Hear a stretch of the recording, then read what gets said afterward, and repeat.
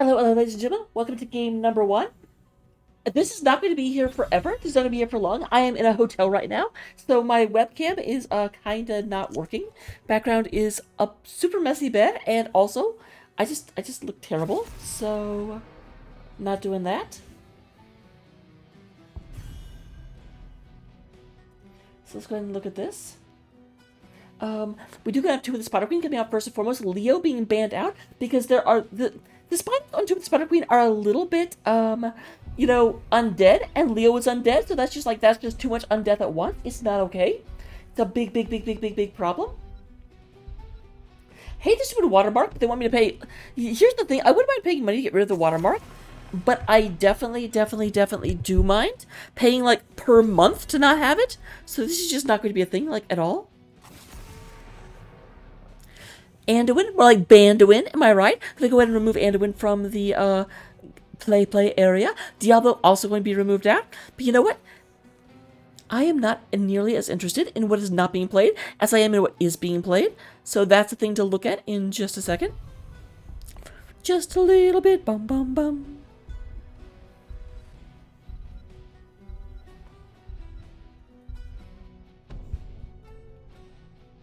Alright, gonna move over here, make sure y'all can still hear me. As I move the mic to be in a better area. I was going to face the mic, and the mic is facing away from the screen, and that's a problem. We're going to have first pick Johanna coming out of the side of Bye for Catboys. I'm going to go ahead and have them running around, being a muck. So let's go for that. Very impenetrable tank. Also very good at wave clear. Can pull all of the spiders together for very quick clear. So all around a great pick for this map. We're going to have Rhaegar and Blaze. Blaze, unsure if that's going to be the main tank or the offlaner. Really good offlaner, decently good tank. And then Rhaegar, the camp clear healer. Not all that many clears coming out of this map. Is also good at a like very dive heavy comp. Ancestral is super something to be watching out for. But there is Junkrat and Dahaka, and a great response to Rhaegar. If they're going to go in really hard, having Junkrat traps booping the whole team apart makes it engage very difficult, very unfun for all involved. Or for all involved that are on the side of the engagers. I think Junkrat always has fun. I don't think you can stop that man from having fun. We also have Dahaka. This is in a certain way, in kind of like the worst map for Dahaka, because in all honesty, like his global is not as impressive here. The map is super small. Still very good at teamfight, and there is a lot of fog clouds. Probably going to be banned out on the side of ReGen Ghost. No healer yet, but no... definitely no off... I love that Blaze, because the Blaze just completely, like, gets you stopped on who you can actually be using. Oh, they get rid of the Deathwing. Kind of want to call that Ghostwing. I don't know why. I don't think that's the correct thing to go with, but that's what I want to say.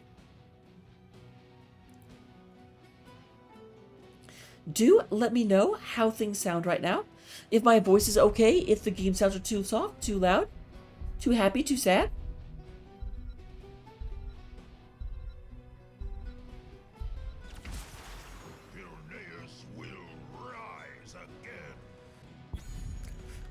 Alright, we have Giggle Smack coming out with the Greymane. Garrosh going to be the actual tank, which does, of course, make Blaze actually, indeed, the offlaner. Always good, always fine. We love that.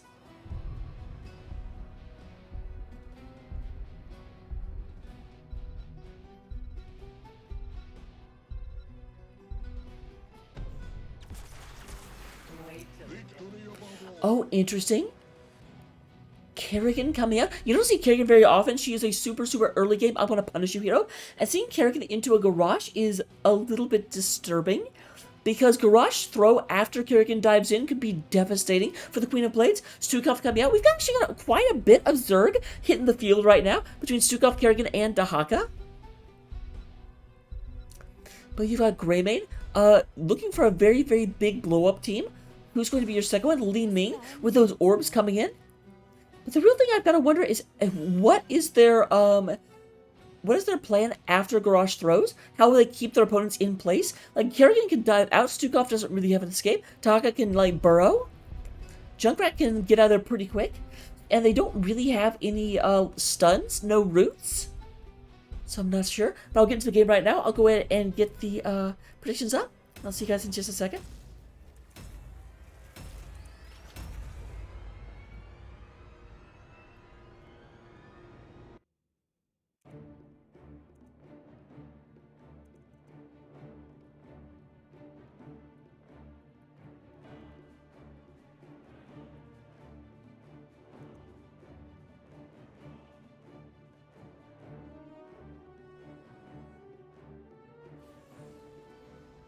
Alright, and here we go, moving into game number 1. Let me go and get this mouse cursor out of the way. You don't want to look at that all game, do you? No, you don't. I'm going to answer for you.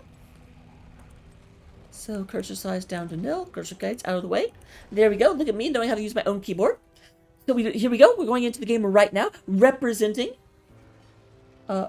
first of all... Battle begins in...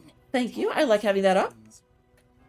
Representing ReGen Ghost on the blue side of the battlefield. We have Eric Bobo coming out onto the Blaze.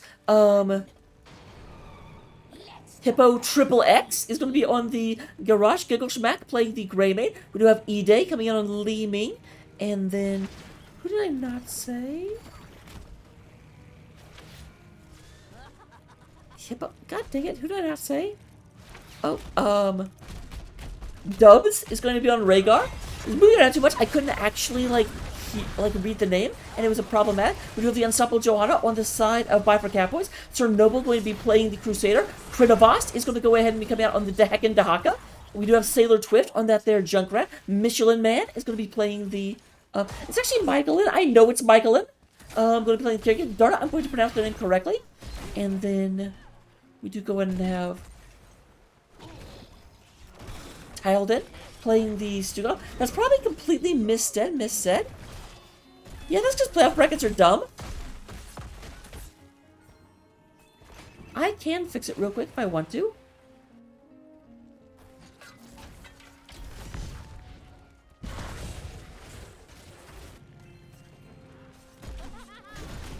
Alright, real quick, I'm going to use this. It is a cover while I fix this.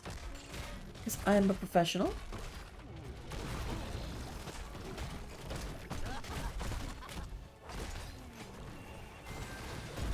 Oh shoot, oh shoot, oh shoot, oh shoot, oh shoot. Can I even fix it? Not easily, because I'm on my laptop. I forgot about that.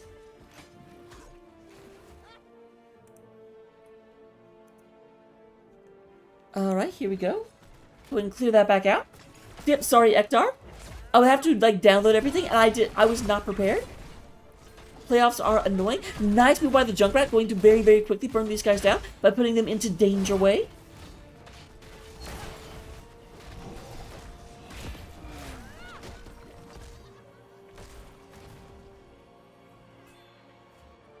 Went to go pull them from my hard drive. I've never downloaded them, but that's definitely not something I do in the middle of the cast. That is way, way, way, way, way too I'll try and get it before game 2. No promises, though. There is Michelin getting thrown into... And that's exactly what I was talking about. Kerrigan does not have a lot of health hit points. That is the first blood on the side of ReGen Ghost, making the Ghost out of Kerrigan. However, okay, Johanna went down, but Johanna finished her quest. Finished up that subdue. So opponents will always slow by 80%. That is actually super good. I would, whenever I play Johanna, I would 100% give up a death if I knew I would get subdue finished. Man, Hippo is just like... Hippo's being King Hippo right now. Representing Mother Brain. That's a Captain In joke. I hope you all enjoyed it.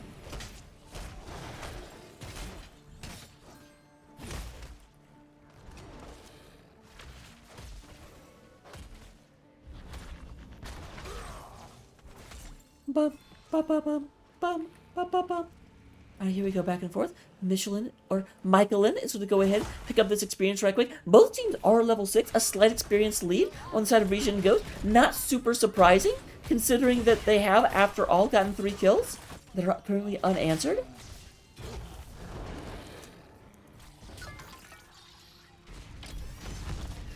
Krinovast goes in and gets stunned. Here is Giggle Schmack. Krinovast trying to move away. I should be able to get away just fine. That wasn't a full collapse. The rest of the team did not come down to play ball.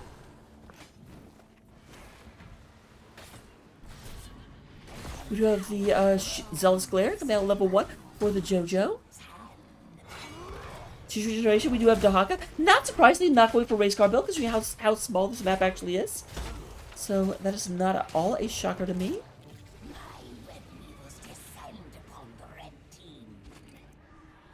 Here we have the blue web weavers coming onto the battlefield. This one coming down right in the middle of the entire enemy team. So this web weaver is going to have a really bad day. You had a bad day.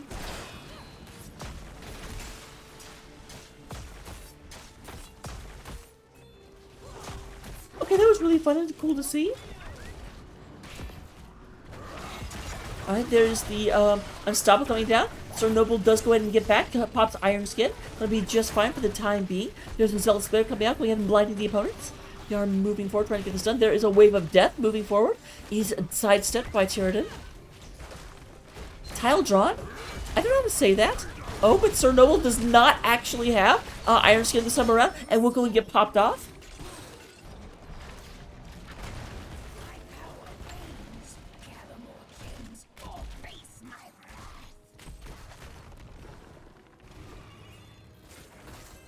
Prinavas has successfully defended bottom.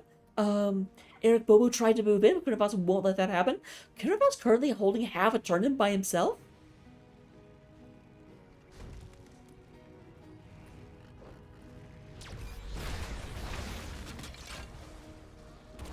Here comes the team down here. We'll go ahead and pick this up uncontested. Their opponents are in the top lane. Both teams pushing for level 10 right now. They are just a little bit past level 9.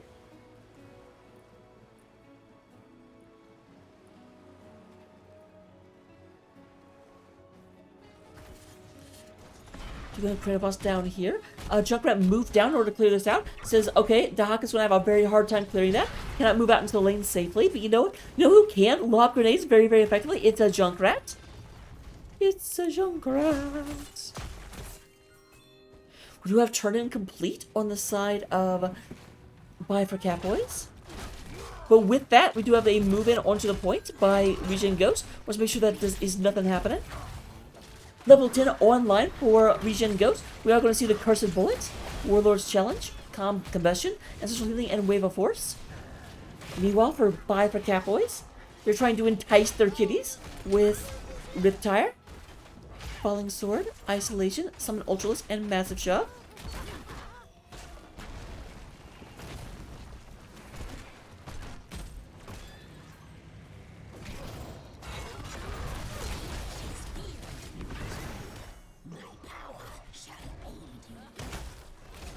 And that's a dead Stukov.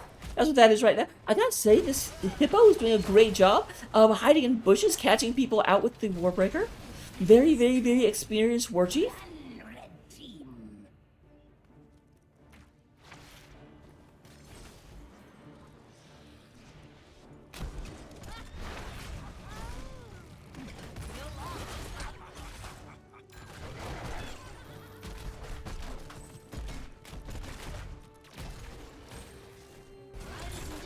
Now I'm just kind of thinking, and I'm like, it'd be cool if someone just ran a straight-up faction leaders team with Garrosh, Greymane, Sylvanas, Varian, and Anduin.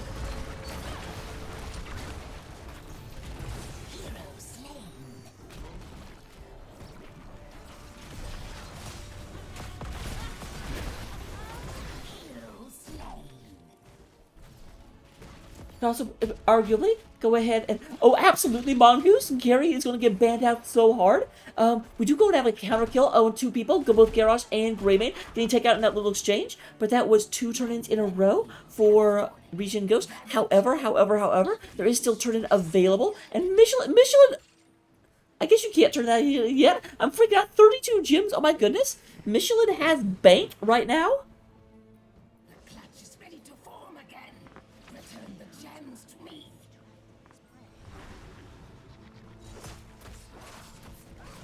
And there's Krinovos with 44. Man, these guys are like the villains in a Christmas story right now.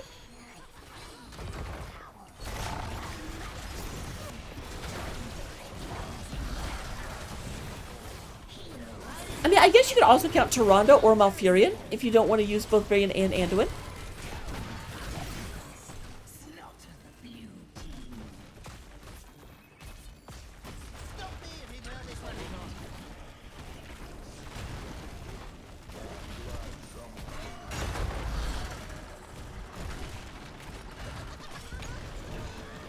argument for Jaina, but I feel like Jaina doesn't really count, to be honest. Because, it's like she led,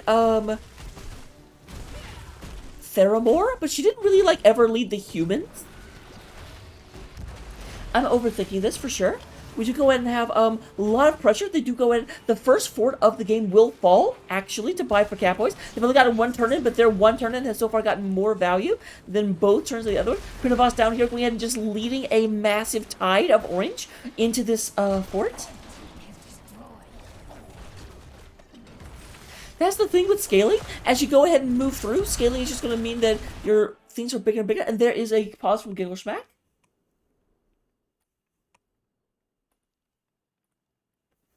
All right.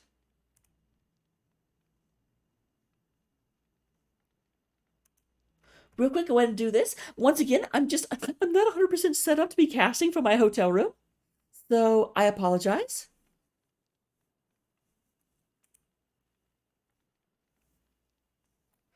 But I do want to keep people from being able to look at the mini-map and see where their opponents are. Though, to be fair, I don't think there's any real doubt of where their opponents are. They just took down a, they took down one of their opponents' keeps, so I think everyone knows where they are, but you know what? Oh well, oh well, oh well.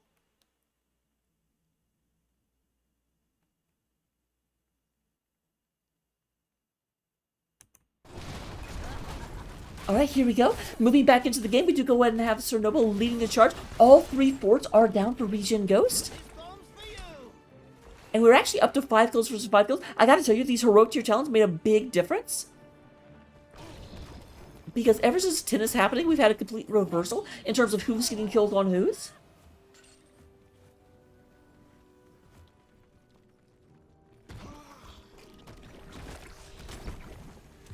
Hello, hello, Valve Slays, that's right. Tonight we are in beast mode for real. Shatter their constructs. Deliver the gems to my altar. I love my B Westers, but I do have to say that being like beast mode mod Raka was way, way, way cooler than being West mod Uwu. Uwu.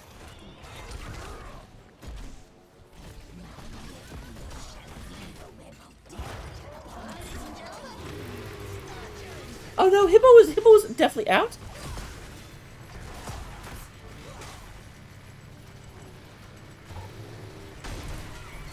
Yep, that was a swing and a miss coming from the Rip Tire. We do go and have a big engage, and oh, that was, I didn't even realize they got a back-to-back turn in. So here are more Web Weavers. We do go and have Krinovoss down at the bottom lane, fighting against this Blaze as there's a big push in on top. Blaze trying to fall back. Here comes Krinovoss, leading the way. Already down to half health, however. We do go and have the top wall down. They're leading into this keep right now, trying to do what they can. Buy for Catboys moving forward. But there goes the Web Weaver. Will not have a repeat of the previous one where they get 3 structures. Bottom is also down. We do have Krinovoss drinking deep out of a Blaze. Meanwhile, it does appear like the middle wall is being taken out. And they need to be a bit careful. This is a lot hitting this fort. And they're up here trying to defend against here. I do think, yeah, Blaze can't go and clear this up without much of an issue.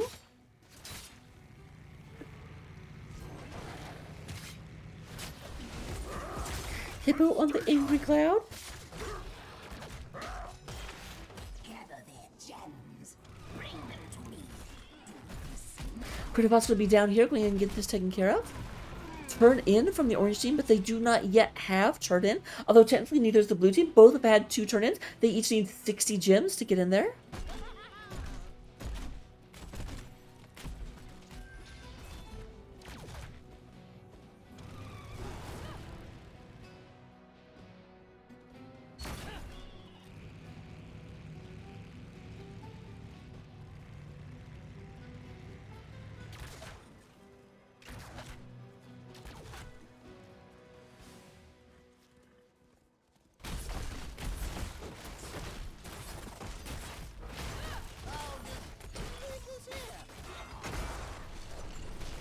Alright, we do go ahead and have buy for Catboys get the boss.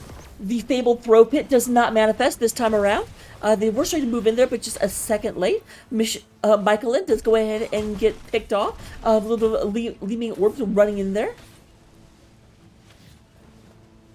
And here comes the poor boss with the like bruised booty. Every time I see this, I always just feel so sorry for this guy. I don't know what happened that he had to bandage his ass up so much, but something clearly did. There is Chronobots going in and going below. Unstoppable comes down, but no, Garage gets taken out. The blow up is too strong. It actually beats the Ancestral.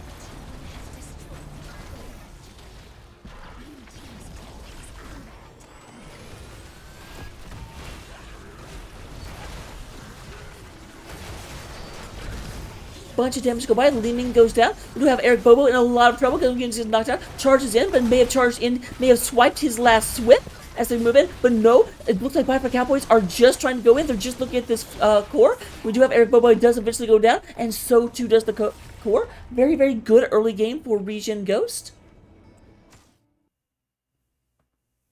But all good things must come to an end. No streak lasts forever, my son. You go and have coming in at the end of game number 1. We do see Eric Bobo leading the way in damage, doing 27,000 over the course of a 14-minute game. 23,000 coming from Sailor Twift, and then Li Ming coming in with 21. In terms of the healing, we do have Dub C leading the way with 39,000. And that ever-important soak is won by Dahaka, but not won by a whole bunch, only won by about 200 experience or so.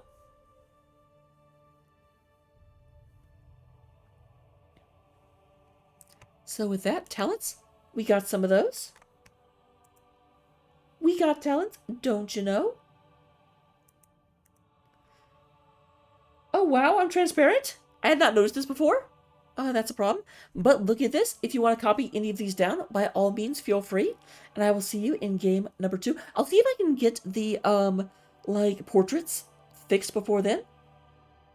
Regardless, see you then.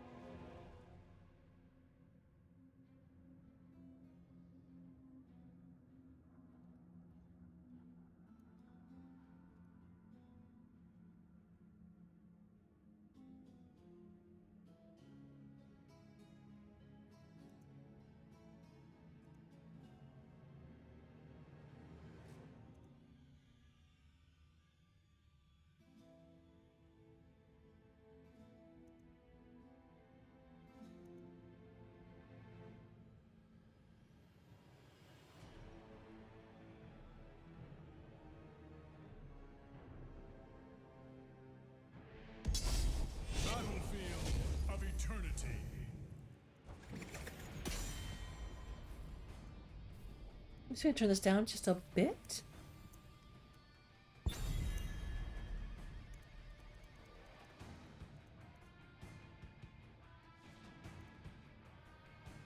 All right, here we are in game number 2, ladies and gentlemen. I hope you're all excited. This could be a real... Because here's the thing, because ReGen Ghost was definitely winning at the beginning of the last game. So this does not necessarily mean that, you know, oh, hey. It was a very, very dominant game. It was a short game, but it was not one-sided. By any stretch of imagination, we do have one of the 5 faction leaders, Anduin. I have thought about it in the break. The optimal 5 faction leader party would be Anduin, Varian, Garrosh, Thrall, and Sylvanas. It actually works, and the 5 of them are actually leaders of the Alliance or Horde. Not just one subset of the Alliance or Horde. They were actually the faction leader. So you know what? I think that's the best. I think that's what counts. Greymane doesn't really count. He was only the leader of Gilneas. He never led the Alliance. Same thing with, like, Tyrande. Never led the Alliance, just led the Night Elves. But Thrall, Garrosh, Sylvanas, Anduin, and Varian actually led a faction.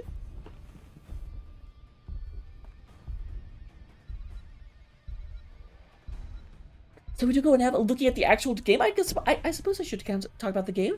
That might be a good thing to do. We do go ahead and have Anduin and Li Ming being banned out on the side of Buy for Catboys.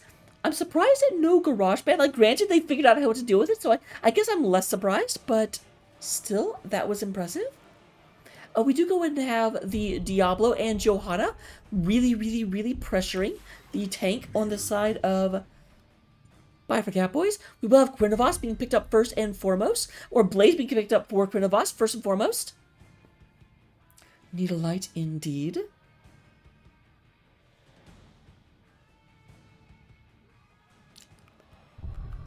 So this is Battlefield of Eternity.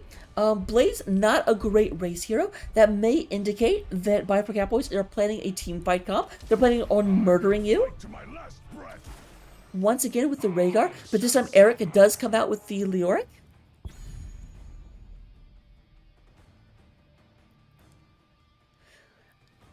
I always look to see who's going to win the offlane matchup, but that is a lot less relevant on Battlefield. On Battlefield, the offlaners spend most of their time actually fighting with the 4-man, looking at that Immortal in the middle. So I don't think it's as relevant who's going to actually win in the 1v1, because the 1v1 doesn't happen as prominently. Sailor Swift does come in with Hoppy Deer Bestier, and we do go and have the Muradin coming in from Sir Noble.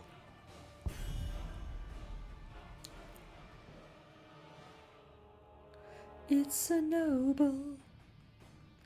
It's a noble. I don't know why I'm singing a song about Sir Noble, but you know what? I am, and you can't stop me. We do go and have the bands coming out. They do not yet have a healer on the side of Buy for Catboys, but no, and there is one. So I was going to say healer for sure coming out from the ReGen ban. There is no tank, and we do have 2 tanks banned out. Murden is picked up, so I do expect to see a tank ban coming out here for Buy for Catboys. Looking at the setup, Garrosh would not be a bad one, especially because you had to play it last time.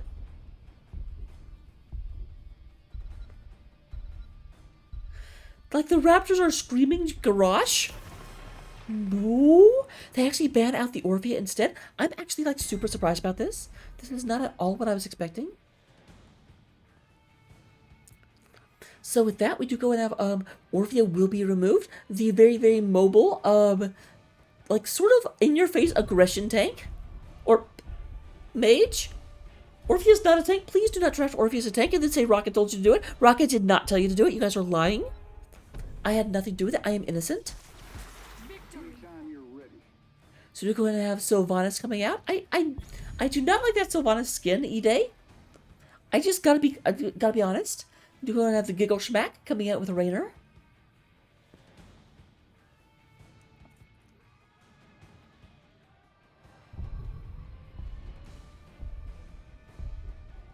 Raynor, one of our first true race heroes coming out. Like, Lunara can go race, but she has to talent into it. Ooh! And Michaelin coming out with the Sergeant Hammer.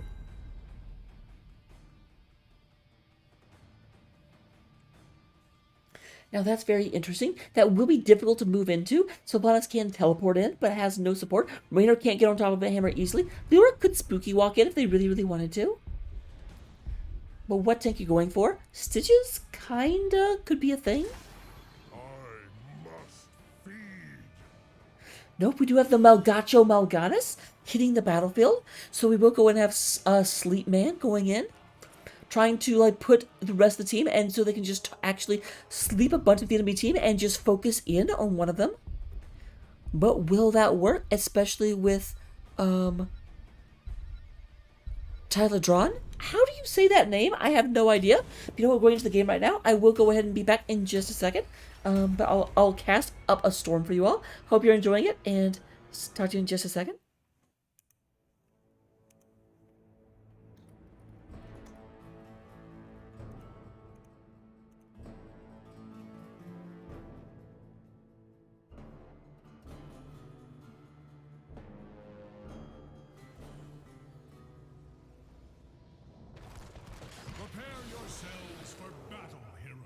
Alright, so coming out on the side of ReGen Ghost, very, very dominant early game from them last time. They want to go ahead and push that into a long-term dominance and dominate this series.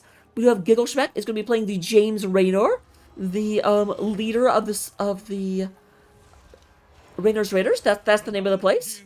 We do go and have Hippo Triple X playing the Malgacho Malganis. We do go and have Dub C on the Rhaegar. E-Day is going to be on the Sylvanas. And Leoric will be played by Erica Bobo. They are moving to the middle of the map right now. We do have Michaelin playing the off-lane Sergeant Hammer. Both Blaze and Murden going to the bottom. Blaze will be played by Krinovas. We do going to have Sailor Twift playing the Lunara. Tyler Drawn is going to be on the Lucio. And Sir Noble having a little bit of an adventure. Sir Noble being a sightseer for just a second.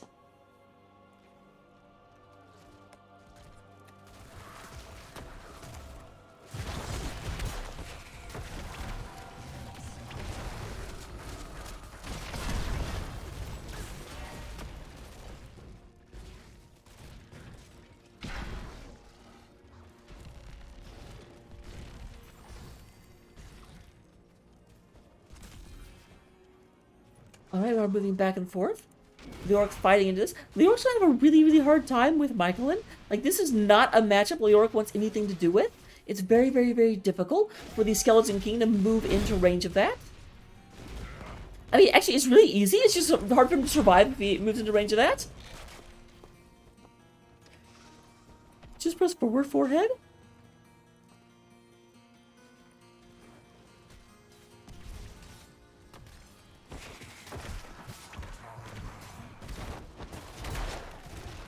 A lot of damage on Sailor Twift, having a bit of a problem with the Gauss Rifle of James Raynor. And that's the thing, like, honestly, looking at things.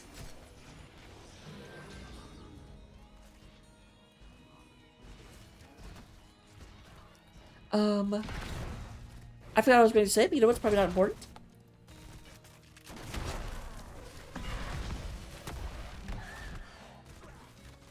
We are moving in right now. We do go now, up at the top. The orc is continuing. Now, Michael keeps having to move forward. That's the lead. He moves too far forward, then Eric can go ahead and ghostly walk forward. And just like Michael is not interested in actually doing siege damage, is just interested in pushing. Here comes Hippo at the top. That's actually probably the reason. Oh, Riley's. Nope, but Michael's going to be just fine. As they're going to move back. It does look like Sailor Twift and Tyler Drawn are going to move over here, take out this fort.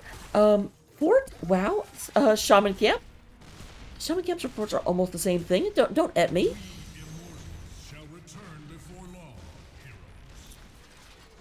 We do go ahead and have Giggle Schmack and Dub and E-Day over here. Pick up this one. They do pick it up a little bit earlier. I always heard you want to pick it up at about the 14-second mark. But you know what? At the end of the day, not a big deal.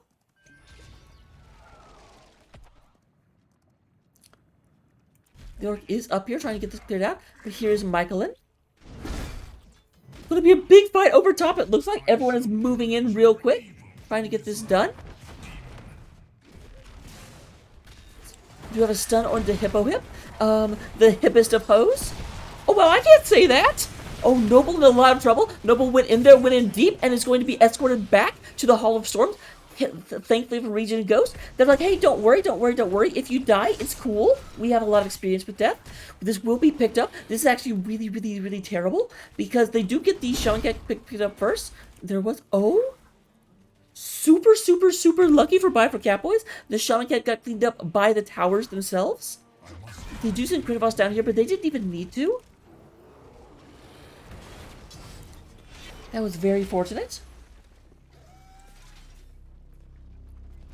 To go and have the Immortals fighting once again.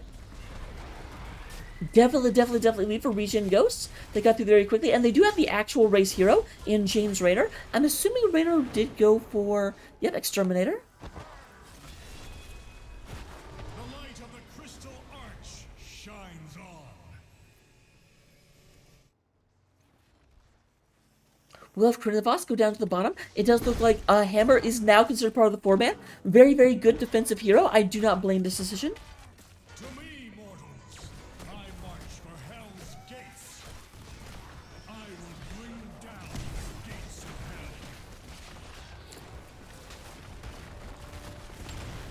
hell. Alright, we are moving through right quick. What build did Hammer go for? I have to know. So Advanced Artillery at level 1. And then Region of Biosteel. The All-Flame build, and there is the level 7, the Hover Siege mode. Very, very, very critical for a Hammer to get everything, to be all that she can be. A lot of damage to Ide. Ide is being pummeled down. A lot of damage coming through Leonora. Poison damage making Sylvanas' life very, very hard. Looks like Sylvanas will survive. Not really getting all that much damage done to her. Critivos moving back. Does go ahead and just flambe. Blaze does go for Incendiary Gauntlets, so we're going to be very, very good at clearing this out.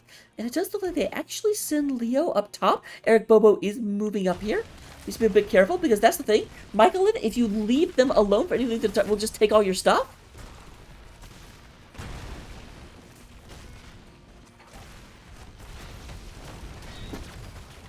And here's the Sylvanas. Sylvanas definitely able to push better than just the Sergeant Hammer. Sergeant Hammer gets it done, but you know what? Sylvanas just turns off all the defenses, and he gets to run over your opponents.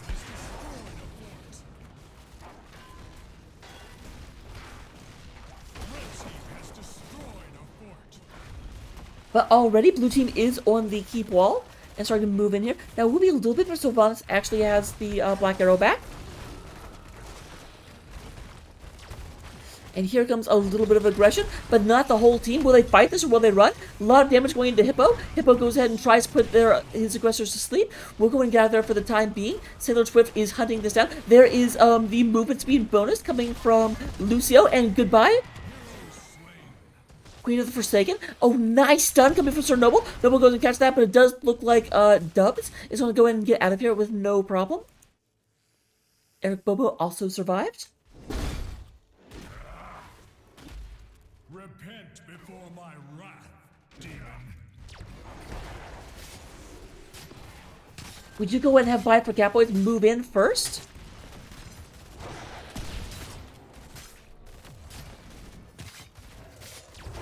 must take up a new position. We definitely have Viper Catboys leading the way into phase 2. The halftime show went through. It's a really shame that we have halftime show and not the Chiller or Kerrigan anymore. Also, wait, I'm dumb. The blue team is Ghost. I don't know why I kept saying Viper Catboys. Our triumph brings order to this realm. So there's ReGen Ghost moving up to the top.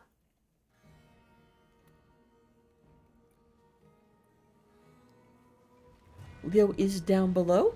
This is going to equalize because this fort is down for sure. There's no way to survive. But keep in mind, we are level 10. Last time, ReGen Ghost dominated until level 10. And then after level 10, things started to turn around. We do have ultimates online. We will have the Thornwood Vine coming out of the Lunara. Napalm Strike, Bunker Drop, Avatar, and Sound Barrier. On the other side, we do get Winner's Raider, Carrion Swarm, Entombed Bloodlust, and Wailing Arrow.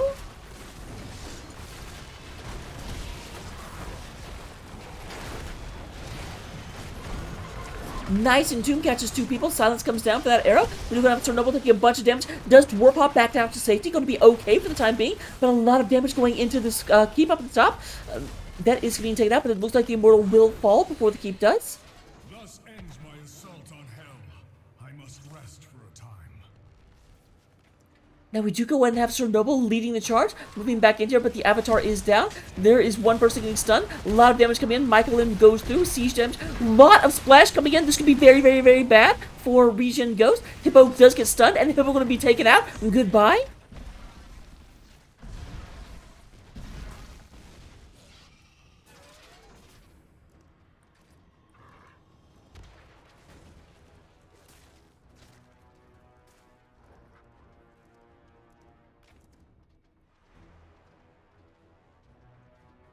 Are they invading? Are they going for bottom camp? Where are they going? Bottom camp is up in 30 seconds. Oh, that makes sense. They're moving Michael into a position to siege more.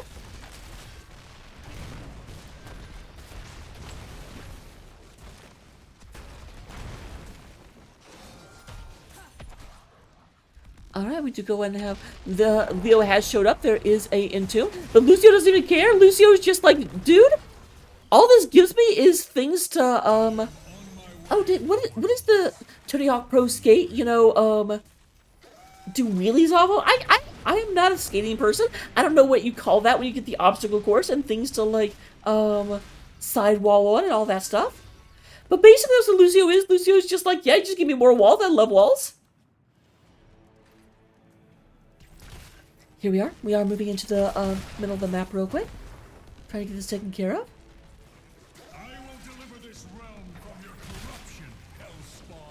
We do go ahead and have Viper Catboys in a great position. 3-person sleep as we have the Malga goes in, and immediately Lunara goes down. ReGen Ghost is on the hunt, trying to get Sir Noble. Sir Noble goes in Dwarf's hops. Hippo tries to get on top of this, will not quite be able to get onto that. But here comes Eric Bobo. Says no, Dwarf stays here. And then they immediately get rid of the Dwarf. Kind of feels inconsistent to be ReGen Ghost. Make up your mind. Do you want the Dwarf to stay, or do you want the Dwarf to go?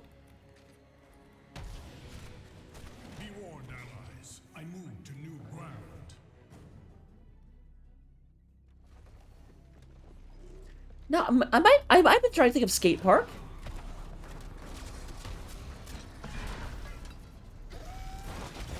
Michaelin does go ahead and go into siege mode. We'll be able to get out of there very, very quickly. Hippo taking a lot of damage, getting pegged. We're going to have Hippo moving back. Here's Eric Bobo once again moving in, looking for that Entomb. The Entomb is back up, I believe, in about 3 seconds. A lot of damage coming through. We have Sailor Swift trying to move back. They have forced their opponent's tank back, but we do have some ults back, but a lot more ults coming online for the side of Viper Catboy. There's the Entomb. Go in and catches Michaelin. Michaelin is a little bit trapped in place. There's Sir Noble. Sir Noble dives into the bunker, trying to survive. We'll go in and get out of here. Does have third wind, so if they don't keep on him, Sir Noble will heal very quickly. Eric Bobo, you don't have an Entomb this time. What you gonna do? Oh, you're gonna drain health? Okay, that's actually a really good answer. Nice! Silence Arrow catches 3 people in the silence, but look at these health bars on the side of the blue team, and Michaelin just continues to find things to pop at.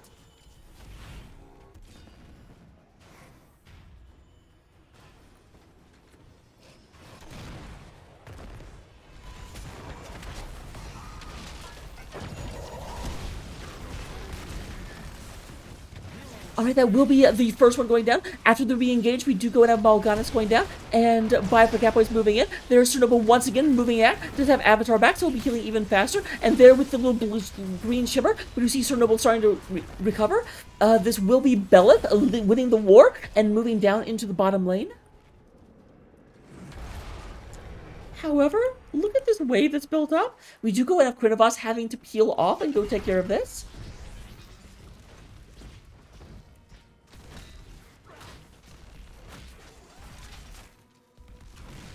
Michaelin leading the way. Here comes Belith landing. Does have about 25% shield, so we'll have a few shots into range mode before that gets taken out.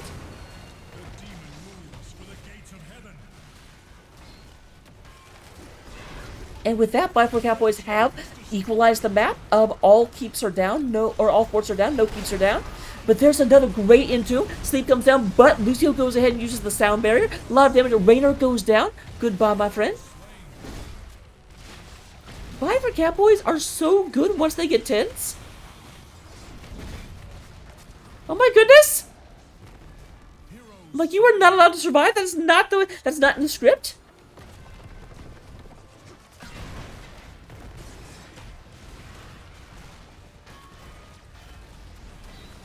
And it does look like my previous statement about how no keeps are down are just about to be turned on their head.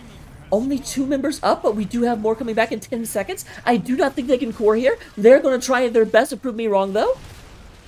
They say we not be able to core, but we can get core damage, and they are moving in. Here comes Giggles back. Here comes Hippo. They are leading the way out there. There's the Bloodlust hitting the field. Going to go and trying to hold this up. Silence goes down onto the Murden. Hippo trying to get this done. But no. They will get away right as Eric comes in. They say we do not want to entomb right now. That is terrifying.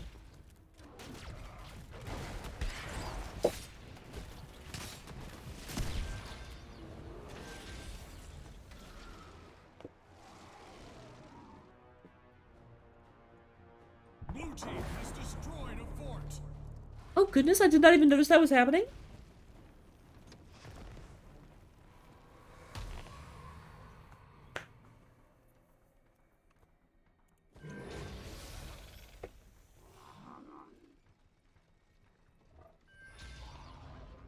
So right now, the top lane is advantageous for ReGen Ghost. Bottom lane is advantageous for Catboys.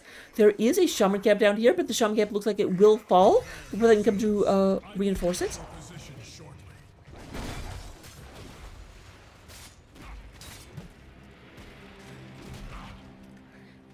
This was a triumph.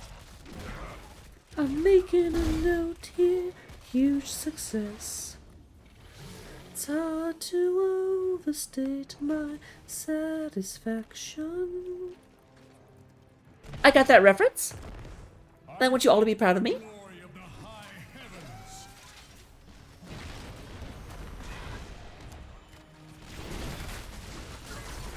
Alright, we do go and have a stun coming out. Chernobyl taking a bunch of damage, but that's the thing. Chernobyl's the best one to come at that damage. However, we do have a big stun coming down, and goodbye, Lucio. Lucio could not get out of the skate park this time around. Chernobyl looking very, very low and will get taken out by James Raynor. And we do go and have a ReGen Ghost leading the way. But while this is happening, we do have a Shaman Camp up top, pushing into their last structure other than the core. Our battle cannot remain here. Does look like Leo will be like, nope, nope, nope, nope, nope. 1,000 times nope. This is not what we signed up for.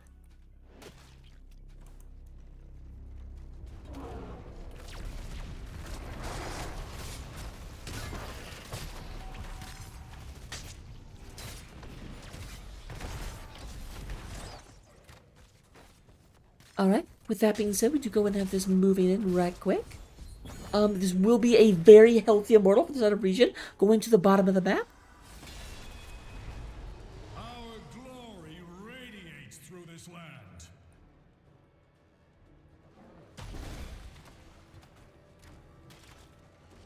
You guys see a nice arrow, and I immediately get confused because there's no Hanzo in the game. The wickedness of hell dwindles before me. I shall march for hell's gates. Alright, a lot of damage coming down. There goes the remainder of the front wall. Oh, that is an entomb that ends up missing. A lot of damage on Chernobyl. Chernobyl having to move back is seeing their hope drained right now. Neither team level 20 just yet. So neither team have the, what is it called? Nexus tier talents? Storm tier? I always forget. I think it's Storm tier challenge because Heroic tier is level 10. I remember that now. And we do go ahead and have the Lunargus taken down. That's very, very good. This may be the beginning of game 3. If ReGen Ghost can go ahead and cinch this, they do go ahead and have the Immortal is down. A lot of damage coming through. Dubs is super, super, super low. Giggles back to the next one being targeted down. And goodbye, Raynor. But it does not end up mattering. ReGen Ghost do take down the core and move us into a game number 3.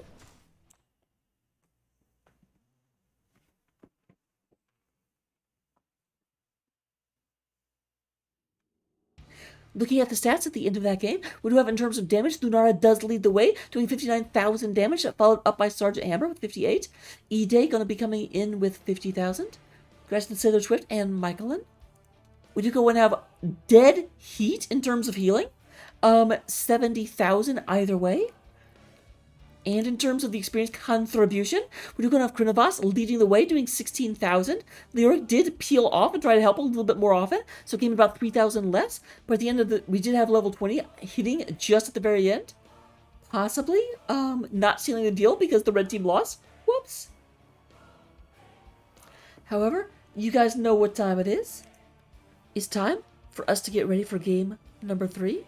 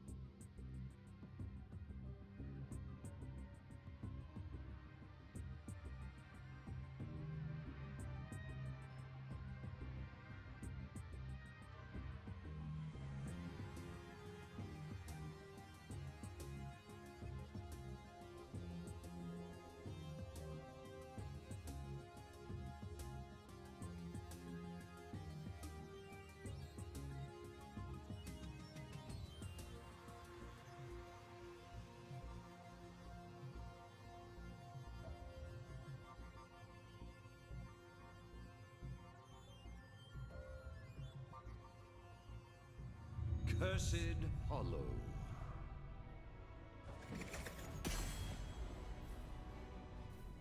Hello, hello, ladies and gentlemen. Welcome to game number 3. If you look at the top of the screen right now, you will see a 1 on the left side and a 1 on the right side, which means we are here for the rubber match. We're going to find out who is the greatest team once and for all.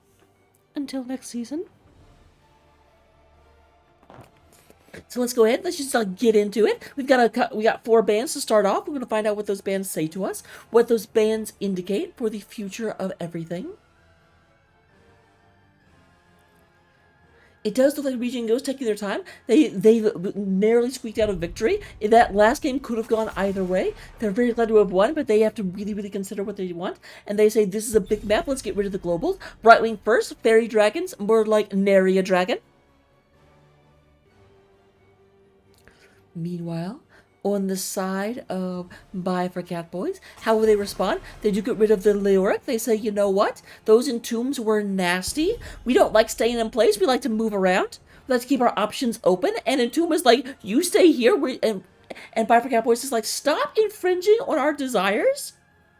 So, yep. Oh my gosh, I want to say Leoric just got canceled, but I'm afraid someone will like take that seriously. And not realize the like mirth behind it. We do have the JoJo being told no by ReGen Ghost. It does appear as though Sir Noble will have to find out a different tank to play. Though granted, they did not have much of an issue with that last time.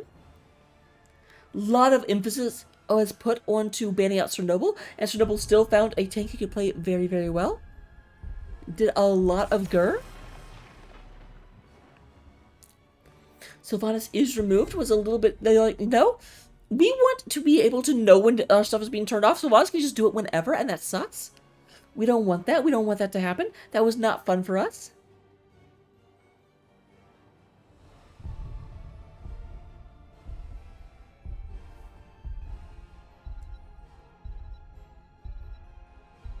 For the Alliance above all. The Alliance above all, coming out from the Anduin.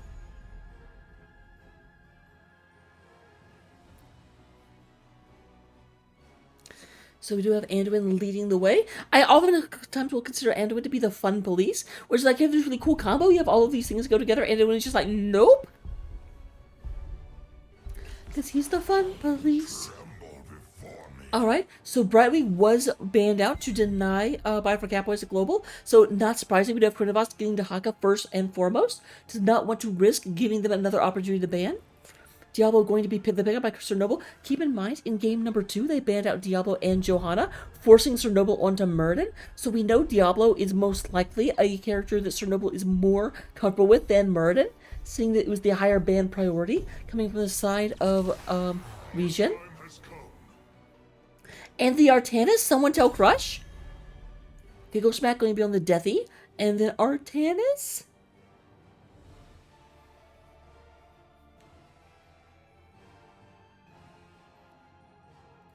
We'll have to find out whether Venus is correct and that hero's name should actually be Fartanis. In just a second.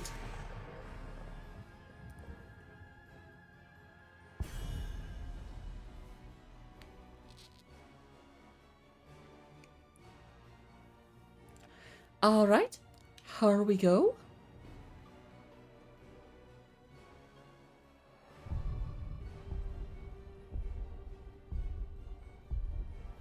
Okay, I'm sorry. I stopped for just a second to mess with my the program. I just kept like raising my hand in front of my mouth and lowering it and raising it and lowering it, and it had no idea how to deal with that. I'm a little stinker sometimes. We do go and have Garage being banned out. I am not surprised to see the Garage ban. That was very, very, very effective the first time around. And then we do get the Tychus being banned out because of the Deathwing.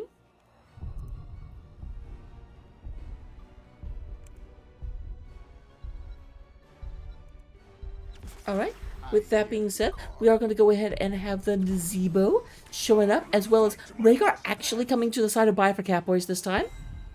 The Gingerbread Rhaegar.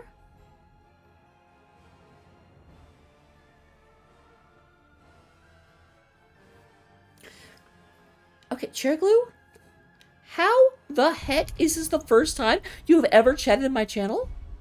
I am offended right now. I thought we were friends. How dare? How dare you? We're going to have the Greymane coming out from E-Day, and then once again Hippo will take the Mal'Ganis, with the Garrosh being denied them.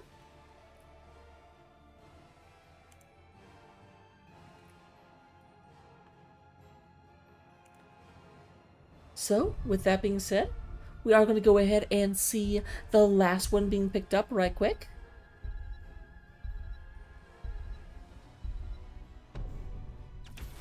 I serve. Zeratul. That's going to be very interesting. Michaelin coming out with Zeratul. Zeratul kind of one of his, like, one of his hard picks from back in the day. I'm very, very interested to see what Michaelin will do with this. However, here we go into game number 3. This is the rubber match. This is the one that decides it all. Get your bets in. I'll put the bets up in just a second. And I'll also get this adorable avatar that none of you have said a word about. How dare? Off the screen.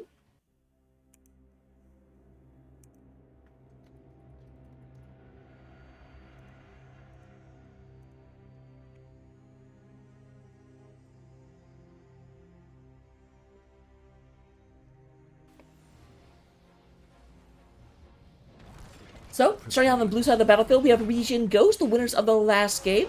They are riding out right here. We have E-Day coming out on the Greymane. Hippo is going to be playing the Mal'Ganis. Once again, the Malgacho Mal'Ganis. We do go in and have Dubs coming out on the Anduin. We do go in and get Eric Bobo playing the Artanis. And Giggle Schmack going to be on Deathwing. They are the... well, Ektar. 5, 4, 3, 2, 1. Fight. That's gonna make me cry. This is ReGen Ghost coming in on the blue side of the battlefield. We do go ahead and get Sir Noble coming out, hiding in the bushes, but going to get sped out by Deathwing. We do go and have Krenovast playing the Dahaka. Michaelin is going to be on Zeratul. We do go and have Sailor Twift on the Nazebo. Big swap coming in, very, very low health. And then, who do we not say? We've got Krenovast playing the Dahaka.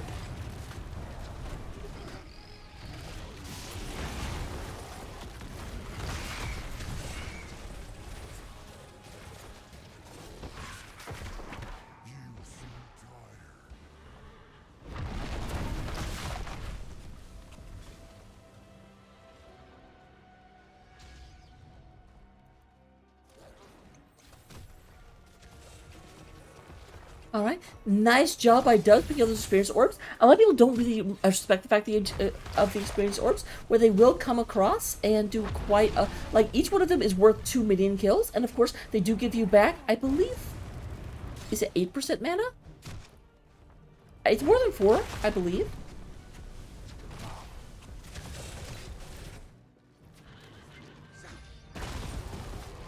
They're going to get Hippo, moving back and forth. There is Sir Noble.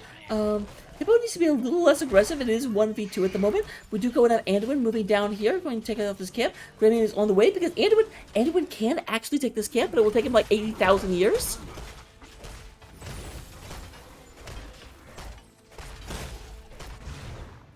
Michaelin up here trying to deal with Eric Bobo. It's the Battle of the Protoss, and you know what? Lore-wise, Artanis absolutely wins this.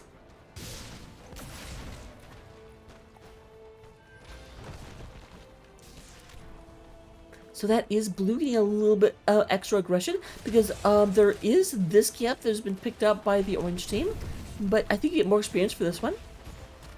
And obviously this one's already been picked up, so extra bonus. However, it does look like we've got Sailor Drift moving up here, but while that happens, the Diablo gets picked off. A lot of people collapsing on them in the middle.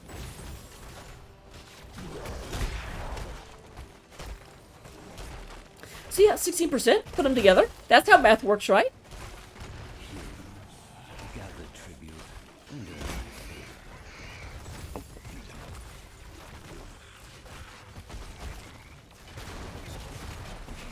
Right, a lot of damage. Oh, good lord. Sailor Twift. Sailor Twift should not have gotten out of that. That was illegal. but at the same time, they weren't really looking. They were looking to like put a lot of pressure on, and they absolutely did that. Tribute is spawning in about 3 seconds, and they are still cleaning this up in the middle, although they are just about done. If we can get some Zeratul interrupts, we should be able to get something. But it has to happen real fast. Nope, not even going to attempt for it.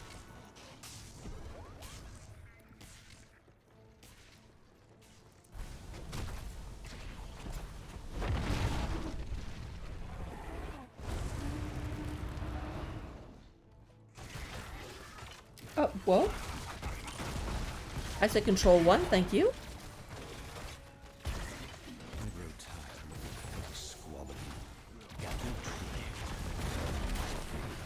Alright, we do go and have the Zeratul up top, trying to move out. We do have the second tribute. This is a tribute that is favored for ReGen. And they've already got the first one, so this is really, really good for them. Does look like Tile Drawn is moving into the area in order to possibly contest. However, here's a big, big movement from Chernobyl.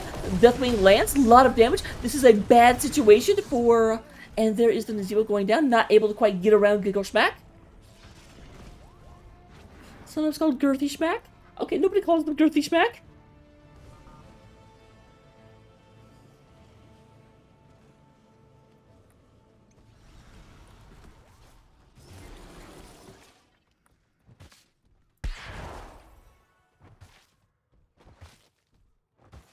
So we have 2 tributes picked up so far by the side of ReGen Ghost. But the thing to remember is that what we keep running into is ReGen Ghost almost always does well until 10s, and at 10s things suddenly start becoming a lot less. Oh, that's I mean, I guess you do get some damage done, but that was a lot.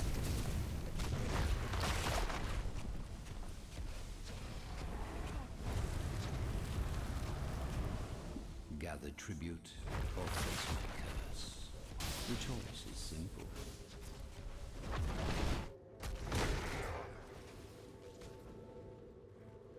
So this one is going to be, thankfully, favored for Catboys.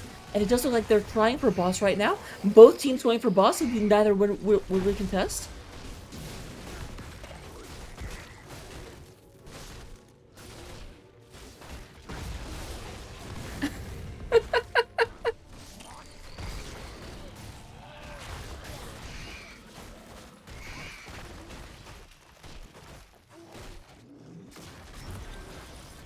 Alright, so we do go and get this in both lanes moving through. There will be an engagement happening right now. That's the question. Dahaka is down below trying to take care of this. There was the Granny. Granny goes ahead and curses bullets to Diablo, but a quick heal coming out of the Tyler Drawn. Oh, Michael in the backline trying to go in and get this taken care of, but super, super, super low on health. There is the Horrify coming out of Deathwing. And it does look like the curse is upon us.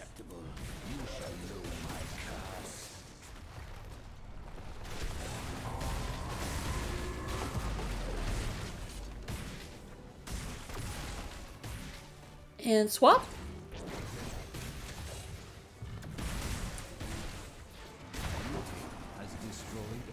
Poor Krinovost! Although it does look like Tyler John's moving in, trying to help this out. As is... Oh, this could be a big problem for Artanis. Artanis was actually winning the 1v1, was removing the Scourge Menace, but not going to be removing anything, because here's the thing. Scourge Menaces, or Surg Menaces like to swarm, and that's exactly what we saw here as Artanis goes down.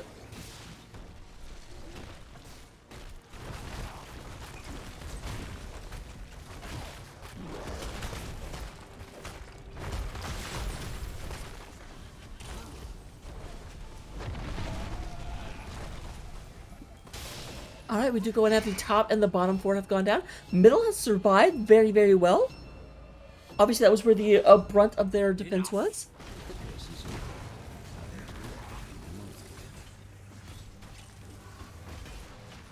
So we do go ahead and have Sailor's Rift moving in here. Both teams want to go ahead and pick up their booster camps right quick.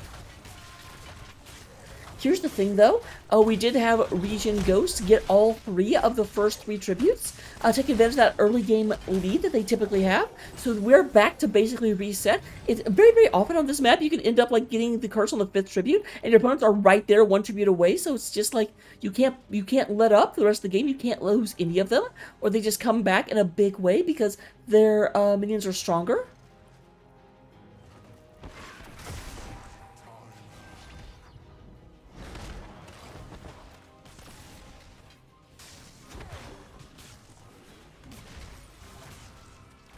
Here we have the big push coming in. It does look like the blue team is congregated here in the middle. There's a big old mega swap on Chernobyl. Chernobyl goes ahead and charges through. But there is, once again, the Giggle Smack moving through. Fear comes down. There's a stun. But no, Chernobyl will go ahead and get out of here. A lot of damage on the Giggle Smack trying to get out of here. The zombie wall gets in the way. Very, very low. And there is Nazebo. Nazebo goes ahead and does the Slappy Ghost.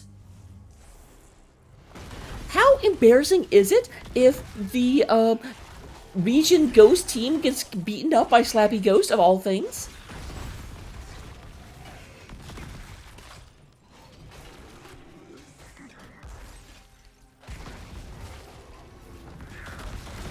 We do have the Protoss into the both sides of the map. It does look like Artanis starting to move up here. Have to see what they can do.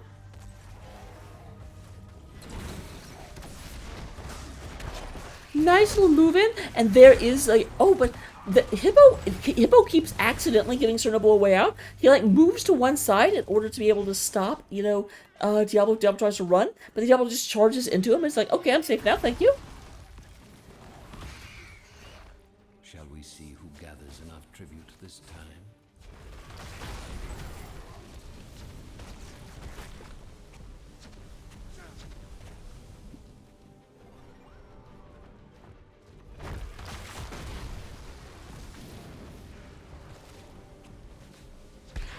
Alright, it does look like Mykelin up top is trying to push in very, very well, getting a lot of this damage. And look at all this experience on the ground that Mykelin does not need and can't pick up.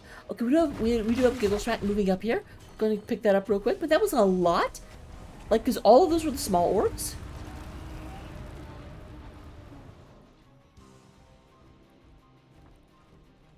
Do you sense danger? Sailor Drift. Oh my goodness! Once again? Just have to blow their ult in order to get out of there. And surprisingly enough, actually taps instead of going airborne. We're not near another tribute just yet. I would have gone airborne to get that armor back.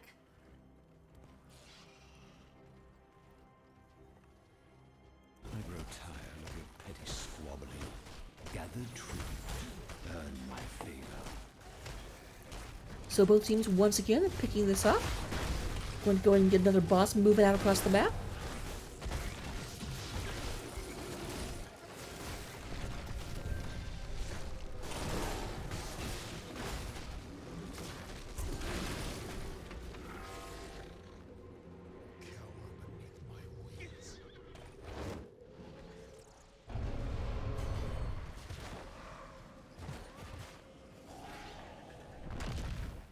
Alright, and there is the... I do like that they're moving enough in order to... Oh, Riley's. We're going to have Hippo. Hippo kind of moves away. Sleepy Zeratul. Shweepy Tool. Red team has destroyed a fort. So there is the first tribute on the side of Viper Catboys. Meanwhile, we do go ahead and have the top port going down to the aggression of Zeratul. And actually, the boss more than Zeratul. Bottom port is also down to a boss. Moving into keep right now. The wall is down. They're doing damage to keep itself. Gathers enough tribute this time.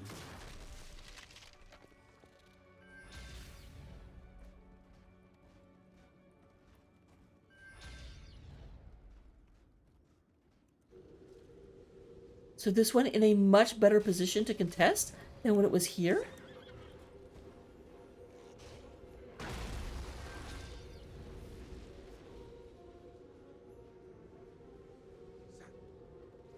A lot of mercenary maps or camps going across the map in both directions, slightly in favor of ReGen Ghost. Here comes Chernobyl, a lot of damage in. Here is definitely going ahead and putting a ring of fire across. Sleeping Krenovos. Krenovos does burrow down. There is a Horrify, but it only catches the healer. There's a Light Bomb. Big old fireball coming in here. Salem Swift goes has to move away very, very quickly. Here's the Greymane. Greymane goes ahead and says, oh, Salem Swift protected by his own zombie wall, but is that protection? No, we have a big old fire breath comes through. Gigo Schmack must have felt so good. Being like, oh, who's trapped by the zombie wall now?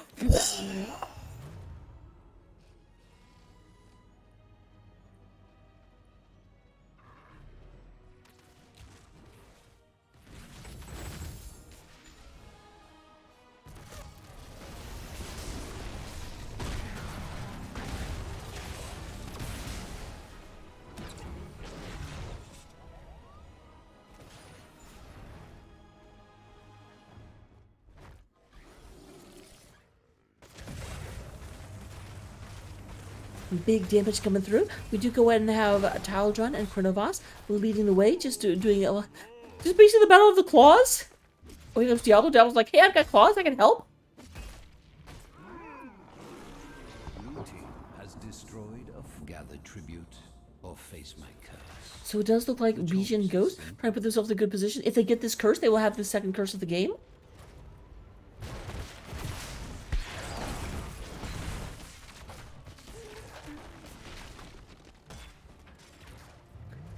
Pretty sure I didn't say Shua.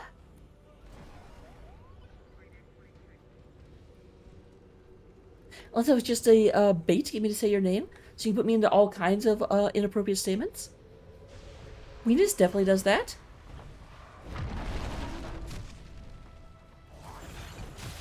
Alright, a lot of damage on Michaelin, but Michaelin just go ahead and move back.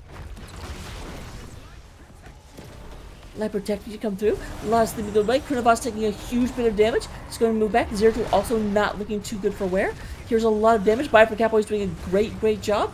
There's some fire tickling Diablo's butt. Sailor Twip taking a huge bit. We have Eric Bobo in the backline, but there's a ancestral healing come through. Gets Sailor Twip right back into it. There's the Apocalypse coming out. Does not catch anyone after all. Chernobyl looking very low.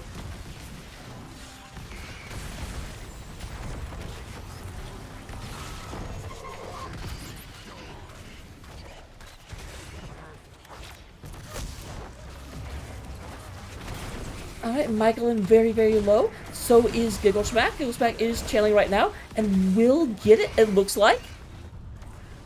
So no one's dead yet. The fight is still going on. Slight of 4% advantage on the side of ReGen Ghost. And they are falling back right now.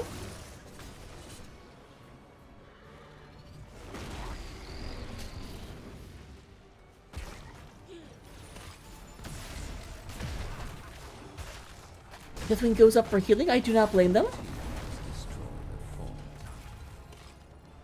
They're going to move back. They don't want to be too far into the base. They are very aware that they have not actually taken out any of their opponents yet. They came very close, but nothing really happened from it. Big damage coming through. We have the second keep starting to go down. Massive stun landing.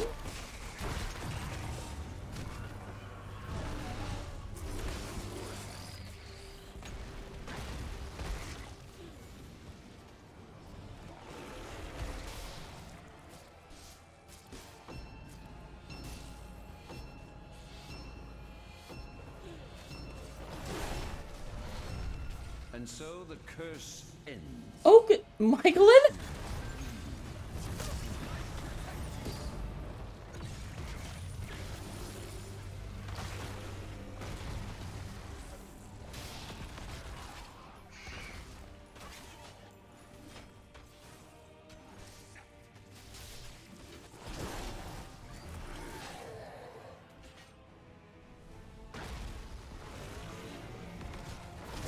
So we go and have the boss down to about 50%. This is a very gutsy boss call. Their opponents are very nearby, and they don't actually have an advantage. There is a Void Prison. Zeratul goes in and gets the Void Prison into the APOC. Great job. Anduin goes down. Greymane goes down. This is exactly what they did not want to happen. A lot of damage landing onto ReGen Ghost right now. Hippo not going to go anywhere. Does go ahead and turn into bats just for a second, but that's not an escape. That's a delay. However, it may be enough. No, Diablo says no. You're not going anywhere.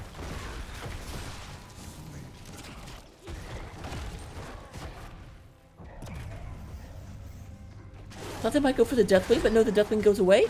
Mal'Ganis, however, does not.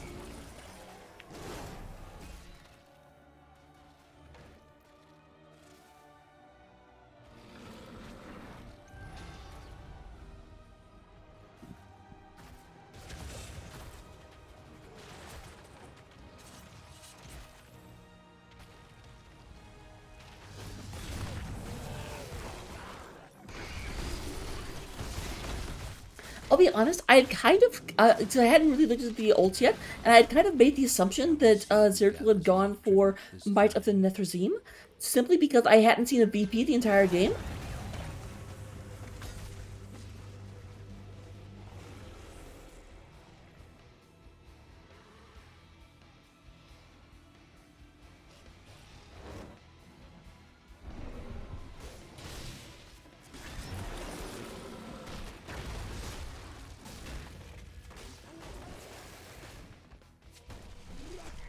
We have the boss moving into the top. That does mean that the lower boss is going to be picked up by Viper Catboys with no real contestation.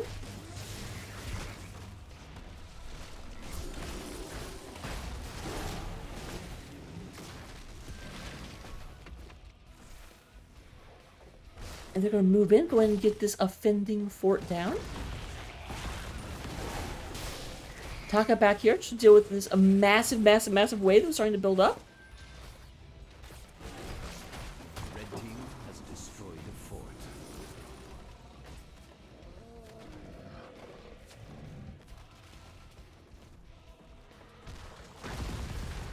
Here comes a big old bunch of damage. Hippo is in the flank, looking to see if they can go in on anyone.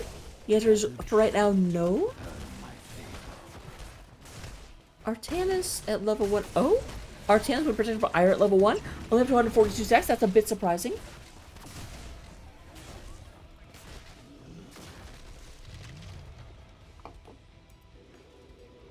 And here they're representing, going for the, curse?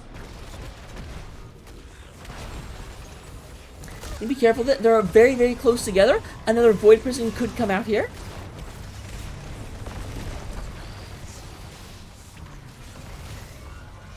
And there it is. It's almost like I called it. Fool me once, shame on you. Fool me twice. You can't get fooled again.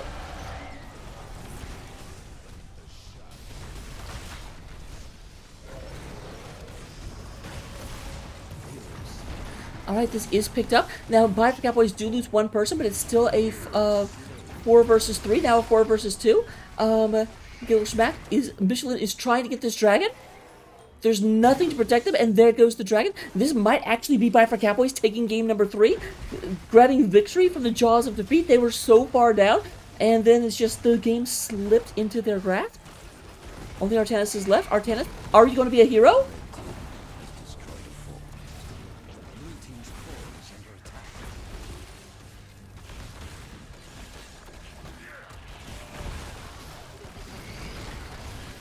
Eric Bobo doing everything they can, trying to go ahead and stop this, trying to disrupt the best they can.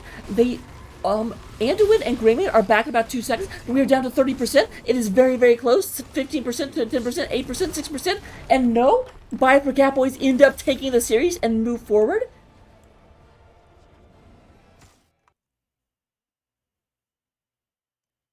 So let me see if I can get an interview.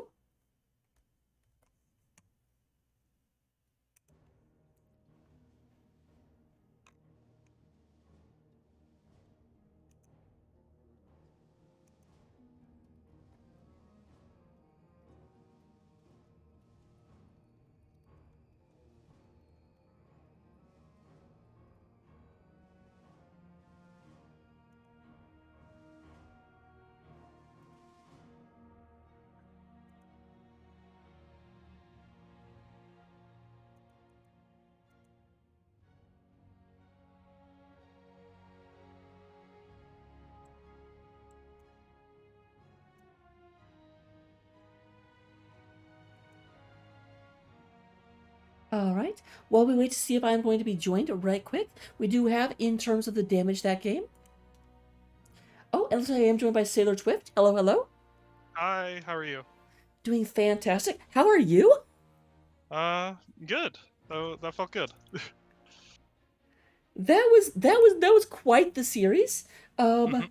so I just got to start with Game Three because it just happened. And oh my goodness. Uh, can you walk me through what Game Three felt like for you all? Because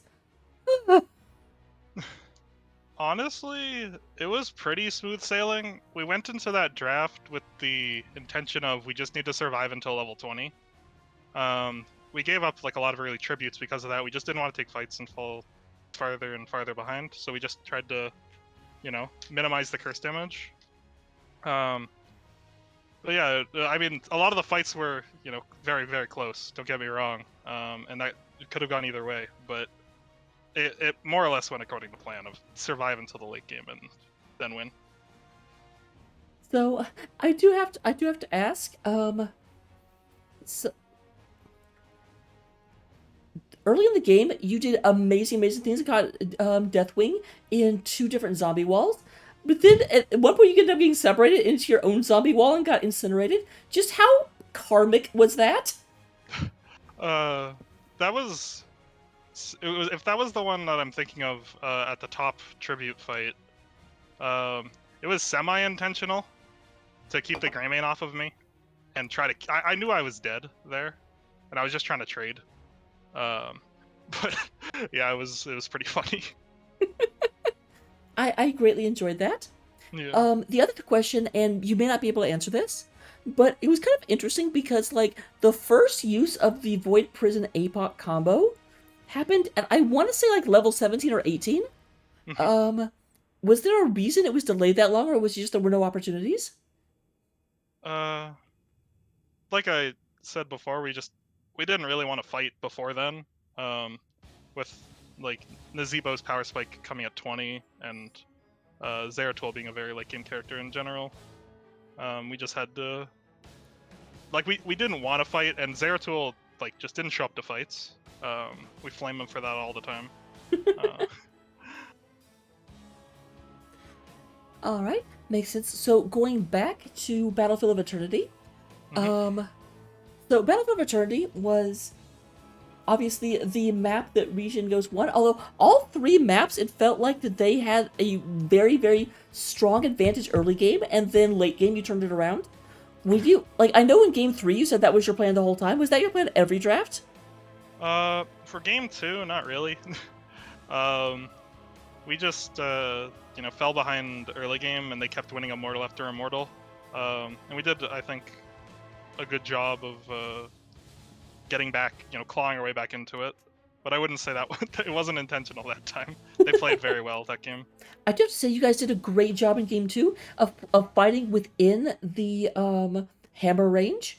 Like that was because I very rarely saw a time where any of you like went for the kill and got out of the area where hammer could protect you, and it worked Hmm. really well. There was a point where you guys were hammering on their core and then had to run away, but still, anytime I lose a game after doing core damage, I don't feel too bad. Yeah, we we were trying to end the game there, but weren't like committed to it. They respawned, pretty fast. It was still relatively early in the game. But yeah, I don't think any of us feel bad about the Battlefield game. It's a map they're really good at, and we felt good that we had a close game with them there because they're a great team. Oh, they certainly are. Going back to game number one, which was Tomb of the Spider Queen. Mhm. Trying to remember who played what on that. It definitely felt like there was a lot of taking heroes away from each other based on what we saw later. What did you like? The big thing I have to ask is because Garrosh seemed oppressive early game, and then you managed to just like nullify it. What changed? Um, I think all of us had like an individual death, and then we just like mentally checked into the series, I guess. Uh, like we had our game plan, and the Garrosh was doing a great job of messing with that. Um, we lost like 30 something gems really early, but we managed to you know keep rotating. I think the big change was once I was playing Junkrat. Once I had the trap talent that focuses heroes, it made it much harder for him to approach. And also we just, as we leveled up, we were able to do enough damage to just threaten him that he couldn't just, walk at us. All right. But I would say the real thing is they played really well early game, and we got a reality check. Well, speaking of a reality check, now that you've beaten them, you are moving forward into the number 2 team, which was, I want to say TRSG Undead. Mm-hmm.